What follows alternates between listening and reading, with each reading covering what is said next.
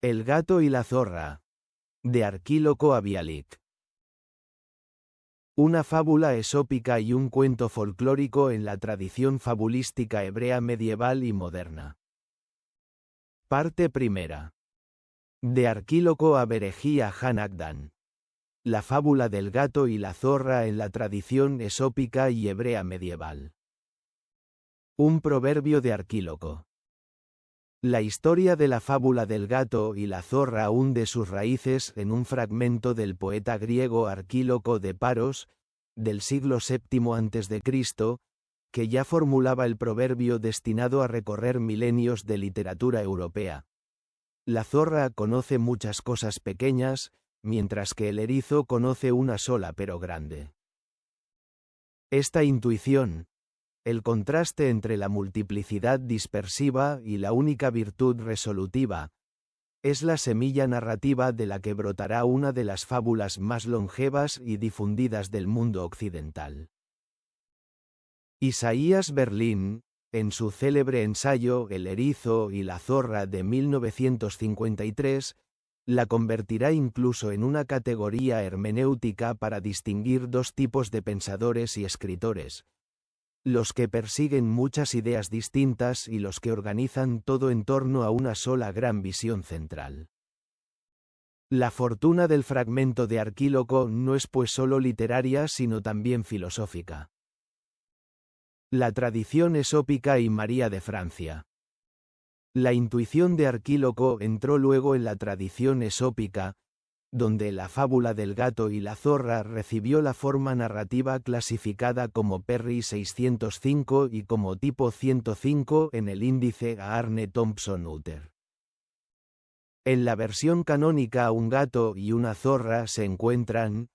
La zorra presume de conocer centenares de astucias para escapar de los cazadores, mientras que el gato confiesa conocer una sola. Cuando llegan los cazadores con los perros, el gato trepa a un árbol y se salva. La zorra, paralizada por la multiplicidad de sus opciones, vacila y es destrozada. La moral es clara y de tono moralizante.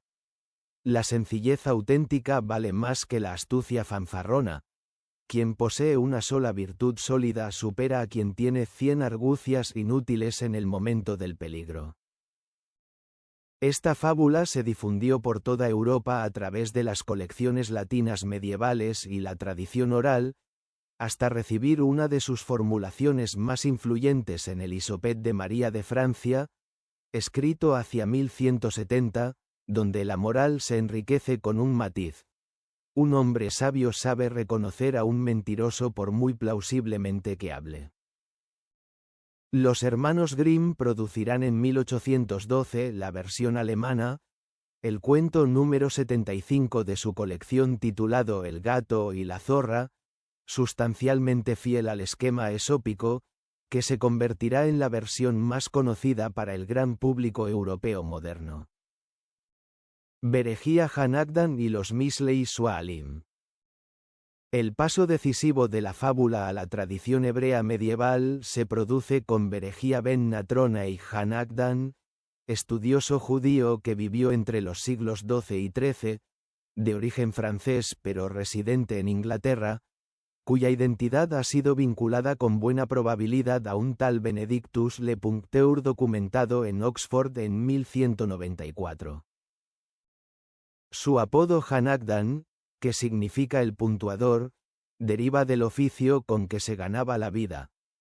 La puntuación de manuscritos hebreos, trabajo paciente y artesanal que exigía un dominio absoluto de la gramática y de la tradición masorética. Paradójicamente, fue un experto en humilde trabajo manual quien produjo uno de los monumentos de la literatura hebrea medieval. Sus Misley Sualim, Fábulas de la zorra, son una colección de más de 100 fábulas en prosa rimada, algunas de su propia invención, otras reelaboradas a partir de Esopo, el Talmud y fuentes orientales, muchas probablemente traducidas del Hisopet de María de Francia. El título evoca deliberadamente una tradición talmúdica antiquísima, Se decía que el rabino Meir conocía 300 fábulas de Zorra, y la elección del término Misley, el mismo del libro bíblico de los Proverbios, inserta la colección en la gran cadena de la sabiduría hebrea. El resultado es una obra en la que, como escribió Moisés Hadas en su traducción inglesa de 1967, la tradición esópica europea se injerta en la tradición bíblica y talmúdica. Los animales conversan en un hebreo bíblico entretejido de citas escriturales y talmúdicas. La fábula 94 y su moral hebrea. La fábula del gato y la zorra ocupa el número 94 de los Mislei Sualim y está inspirada, como reconoce la crítica moderna, en la versión de María de Francia. La estructura narrativa es sustancialmente la canónica. El gato conoce un solo truco, la zorra 100. Cuando llegan los cazadores con los perros, el gato trepa a un árbol y se salva, mientras que la zorra vacila y es destrozada. La novedad de Berejía reside enteramente en la moral, que transforma el relato esópico en un instrumento de crítica social de sabor específicamente hebreo. La zorra no representa simplemente la arrogancia abstracta. Representa a quien, por orgullo de condición profesional o social, desprecia el trabajo sencillo y necesario. El comentario de Berejía pone en boca de esta figura un catálogo de personas: el escriba, el herrero, el sastre, el orfebre, el mercader, el sabio, cada uno convencido de que su especialización lo exime del trabajo humilde e indispensable, y que parafraseando el lenguaje bíblico proclama que su mano es demasiado elevada para poner la hoz en el trigo. La moral que se desprende es precisa. Mejor el trabajo humilde pero seguro, que salva la vida, que vanagloriarse de 1000 astucias inútiles en el momento del peligro.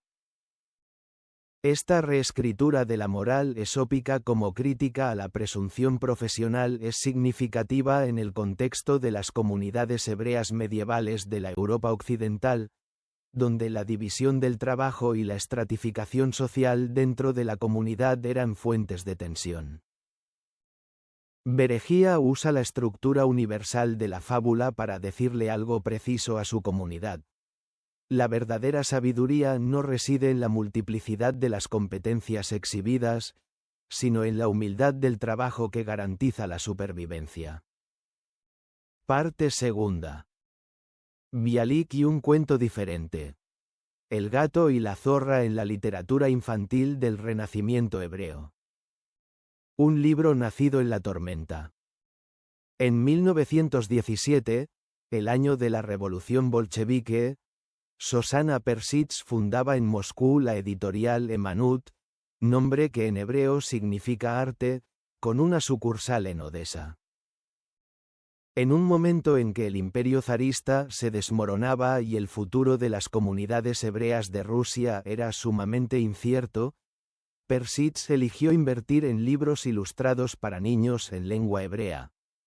Un acto político y cultural preciso, arraigado en la convicción de que el renacimiento del pueblo hebreo pasaba ante todo por la lengua, y de que la lengua debía transmitirse a los más pequeños a través de objetos bellos y cuidados. La colección Gamliel, cuyo nombre evoca al gran tanaíta presidente del Sanedrín y maestro de Pablo de Tarso, encarnaba esta filosofía. Volúmenes de pequeño formato, ricamente ilustrados por artistas rusos citados en los colofones como el grupo de pintores Apter, Mutschelmacher, Kravtsov y Giger, que llevaban a las familias hebreas del antiguo imperio ruso relatos en un hebreo vivo, vocalizado, pensado para ser leído en voz alta. En 1920, a causa de las crecientes dificultades impuestas por el régimen soviético a la cultura hebrea, Emanut se trasladaría a Frankfurt, en 1925, definitivamente a Tel Aviv.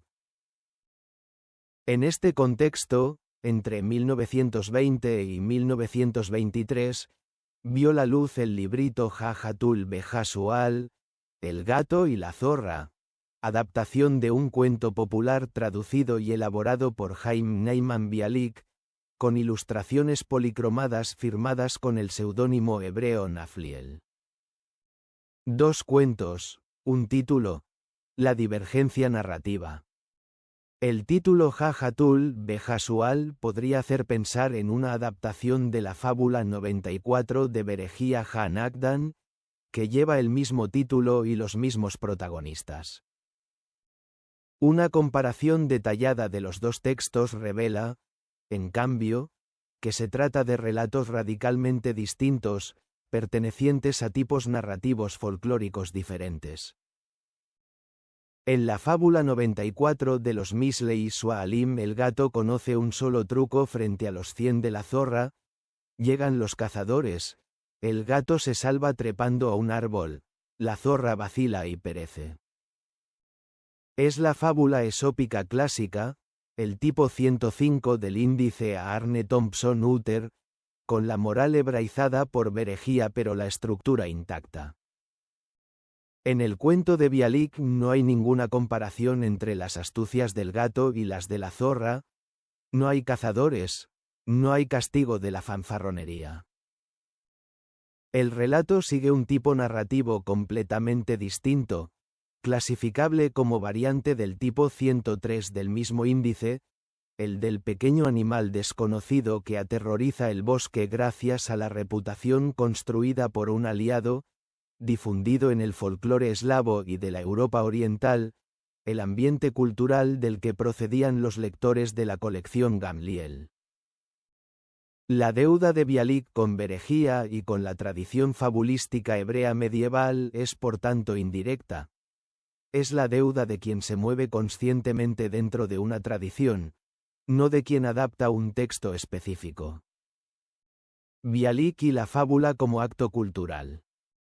Chaim Neyman Bialik, que vivió entre 1873 y 1934, universalmente reconocido como el poeta nacional del Renacimiento hebreo moderno, hizo de la literatura infantil no una actividad secundaria sino parte integrante de su visión de construcción de una cultura hebrea moderna. Su compromiso con la recopilación y reelaboración del patrimonio folclórico, la compilación de antologías y la traducción para niños estaba arraigado en la misma convicción que animaba a Persitz.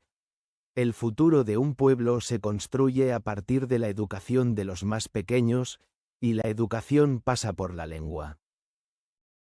Elegir un cuento folclórico de la Europa oriental, el territorio del que procedía él mismo y sus lectores, y trasplantarlo a un hebreo vivo, rítmico y accesible era un gesto político antes incluso que literario. La trama y su lógica. El gato del cuento de Bialik es un ser miserable. Vive en una casa abandonada, no tiene comida ni agua ni refugio, y se encamina al bosque impulsado por el hambre. Cuando encuentra a la zorra, no lleva consigo ninguna virtud, ningún talento, ninguna astucia. Es la zorra, criatura inteligente y pragmática, quien lo transforma, le atribuye el título de Rabí Tarfón, convence a los animales del bosque de que se trata de una criatura terrorífica con garras de hierro y bigotes grandes como un arco, y obtiene del lobo y del oso regalos de comida a cambio de la promesa de protección. El gato permanece sentado en el tejado, ignorante de todo, mientras su reputación construida por la voz ajena trabaja por él. El desenlace es el momento más logrado del cuento. El lobo, escondido bajo las hojas, mueve levemente el follaje. El gato, hambriento y de caza, cree haber visto un ratón. Se lanza, araña, desgarra. El lobo huye dando alaridos. El oso, que observaba desde lo alto de un roble, se asusta a su vez y cae. El gato, aterrorizado él mismo, se refugia en el árbol. Los dos animales se reencuentran luego frente a frente y comen juntos hasta el último bocado, cantando. No hay moral explícita, no hay castigo, no hay virtud premiada. Hay la supervivencia como resultado de una astucia compartida y de una serie de malentendidos afortunados. Esta lógica narrativa es lo opuesto de la esópica. En la fábula de Beregía la moral premia el trabajo humilde y castiga la presunción. En Bialik no hay trabajo, no hay presunción, no hay castigo. Hay la solidaridad como estrategia de supervivencia en un bosque hostil, y la ironía como registro dominante. El pobre gato sin cualidades se vuelve poderoso únicamente a través de la palabra ajena, y esa palabra, la reputación construida y difundida por la zorra, lo salva de verdad, aunque de manera completamente involuntaria. Rabí Tarfón. El nombre como poder. La elección más audaz y culturalmente densa de la adaptación de Bialik es el nombre asignado al gato, Tarfón. No se trata de un nombre inventado ni de un simple nombre hebreo cualquiera. Tarfón es uno de los más célebres tanaítas, un maestro de la Misná que vivió en el siglo II, descendiente de familia sacerdotal, cuya figura aparece en el tratado Avot con la sentencia: no te corresponde a ti completar la obra, pero tampoco eres libre de abstenerte de ella. Un nombre de tal resonancia dado a un gato vagabundo y hambriento es un acto literario que opera en varios niveles simultáneamente. En primer lugar, genera un efecto cómico benévolo, accesible incluso para el niño más pequeño. El contraste entre la autoridad del título rabínico y la miseria de la condición felina es inmediatamente divertido. En segundo lugar, funciona como instrumento mnemónico. El niño que escucha la historia memoriza sin saberlo el nombre de un gran maestro talmúdico, situándolo en un contexto narrativo vivaz que lo hará difícil de olvidar. En tercer lugar, y más profundamente, el nombre establece un paralelismo entre la autoridad rabínica, basada en la reputación y el reconocimiento ajeno, y la estrategia de supervivencia del gato en el bosque, que se funda exactamente en la reputación construida por la voz de la zorra. Tarfón es temido no porque sea realmente poderoso, sino porque la voz de su poder se ha difundido, la misma lógica que rige la autoridad del maestro talmúdico en la tradición oral hebrea. La estructura narrativa y su ritmo. El texto de Bialik está escrito en una prosa rítmica que alterna narración en tercera persona con diálogos vivaces, con insertos en rima en los momentos emocionalmente más intensos. Los lamentos de la zorra sobre lo peligroso que es Rabí Tarfón, con sus bigotes grandes como un arco y sus garras de hierro fundido. Son pequeños fragmentos poéticos que interrumpen el ritmo narrativo e invitan a la declamación en voz alta, a la repetición, a la memorización. La estructura acumulativa, en la que la zorra encuentra primero al lobo, luego al oso, y a cada uno repite la misma historia y el mismo consejo, es el procedimiento narrativo típico de la tradición folclórica de la Europa oriental, usado por Bialik con plena conciencia literaria para construir una creciente tensión cómica. Nafliel y las ilustraciones. Las ilustraciones del librito, firmadas con el seudónimo hebreo Nafliel, nombre que evoca a la tribu de Neftalí, son de notable calidad artística. El estilo es el del modernismo de la Europa centro-oriental de los primeros años del siglo XX, con una paleta dominada por ocres, verde grisáceo y azul pizarra que confiere a las escenas forestales una atmósfera casi onírica. Las figuras animales están trazadas con seguridad, capaces de equilibrar la estilización decorativa y la vivacidad expresiva.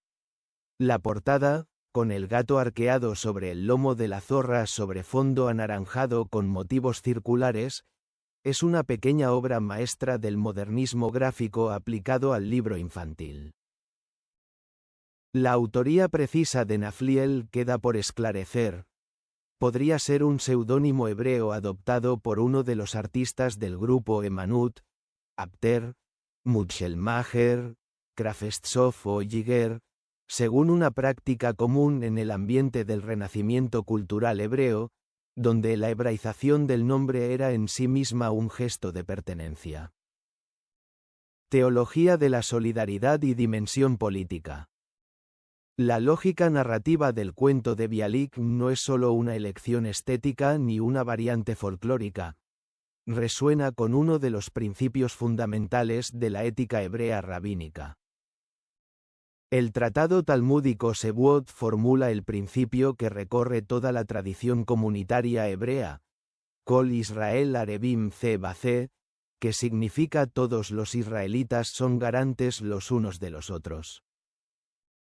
La palabra Arebim, garantes o fiadores, tiene una raíz jurídica e implica una responsabilidad no voluntarista sino estructural. No uno se convierte en garante por virtud personal, sino porque pertenece a la misma comunidad. El gato no se salva porque sea virtuoso, pues no lo es en absoluto, sino porque la zorra se hace garante suya ante todo el bosque. Es teología comunitaria traducida en fábula. Esta lectura se refuerza con la elección del nombre Tarfón. La sentencia más célebre del rabí Tarfón histórico se encuentra en el tratado Avot. No te corresponde a ti completar la obra, pero tampoco eres libre de abstenerte de ella. Es una enseñanza sobre la responsabilidad colectiva hacia una tarea que ningún individuo puede llevar a término por sí solo. Aplicada al cuento, la sentencia adquiere un significado preciso. El gato Tarfón no completa ninguna obra, ni siquiera sabe cuál es, y sin embargo su sola presencia en el bosque produce efectos reales. La zorra no se abstiene de su tarea de tejedora de alianzas. La obra no se completa, pero avanza. El banal e inesperado final feliz del cuento se convierte, bajo esta luz, en una pequeña parábola talmúdica sobre el sentido de la acción colectiva inacabada. Existe además la dimensión de los conceptos de Gemilut Hasadim, los beneficios desinteresados que se hacen al prójimo, y de Sedaká, que en la tradición hebrea no es caridad sino justicia, una deuda estructural de la comunidad hacia sus miembros más débiles. La zorra no ayuda al gato por altruismo, lo hace por interés recíproco. Pero esto no disminuye el gesto desde la perspectiva hebrea, que no opone interés y solidaridad como lo hace la moral burguesa cristiana. La alianza entre los dos animales es Sedaká en su forma más realista. No la virtud del fuerte que socorre al débil por magnanimidad, sino el pacto entre dos seres vulnerables que se sostienen mutuamente porque sólo así sobreviven los dos. La dimensión política del cuento emerge con toda su fuerza cuando se considera el contexto preciso en que Bialik lo publica. En 1920, la comunidad hebrea de Rusia se encuentra en la encrucijada de tres grandes proyectos políticos que se disputan su alma. El bundismo socialista propone la solidaridad de clase en la diáspora, la protección de la lengua yiddish, el rechazo de la solución sionista como huida burguesa. El sionismo propone el retorno colectivo a Palestina como única respuesta estructural al antisemitismo. El bolchevismo promete igualdad universal pero suprime sistemáticamente la cultura hebrea, lo que significa la muerte lenta de Emanut y de la colección Gamliel.